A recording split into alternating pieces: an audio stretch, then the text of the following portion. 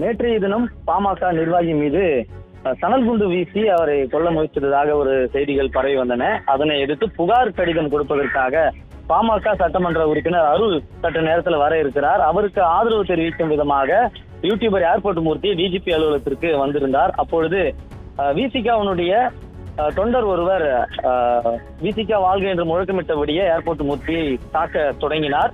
DGP அலுவலகம் முன்பு அத்தனை மீடியாக்கள், அதாவது செய்தியாளர்கள் இருக்கும் பொழுதும் காவல்துறையினர் இருக்கும் போதும் அவருடைய முன்னிலையிலே சராமாரியாக தாக்கினார். தாக்கி அவருடைய சட்டைகள் எல்லாம் கிழிக்கப்பட்டது. அப்பொழுது எதிர் தாக்குதல் செய்வதற்காக ஏர்போர்ட் மூர்த்தி அவர் பாக்கெட்டிலே வைத்திருந்த சிறிய கத்தியை கொண்டு தாக்க முயற்சி செய்த போது அவர் விசிகாவினர் தப்பித்து ஓடினர்.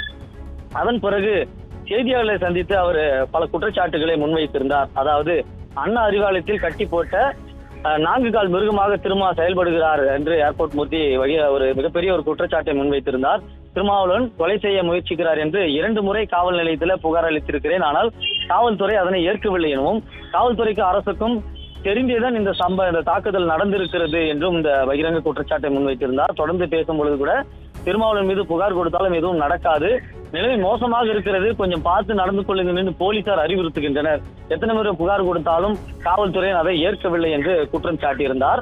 இன்று காலையிலேயே அவர் இந்த செய்தியாளர்கள் எல்லாம் இங்கு வந்திருப்பதை பார்த்தவுடன் இதை பார்வையிடுவதற்காக வந்திருக்கிறார். இங்க வந்து புகார் கடிதம் அளிக்க இருக்கக்கூடிய சட்டமன்ற உறுப்பினர் அருளுக்கு ஆதரவு தெரிவிக்கவும் என்ன சம்பவம் நடந்திருக்கிறது என்று கேட்டறியவும் வந்ததாகவும் கூறப்படுகிறது. அப்பொழுது இவரை பார்த்த விடுதலை சிறுத்தைகள் கட்சியினர் 4 பேர் அவரை வட்டமிட்டனர். அப்பொழுது ஒருவர் மட்டும் அவரை தாக்க முயற்சி செய்தார்.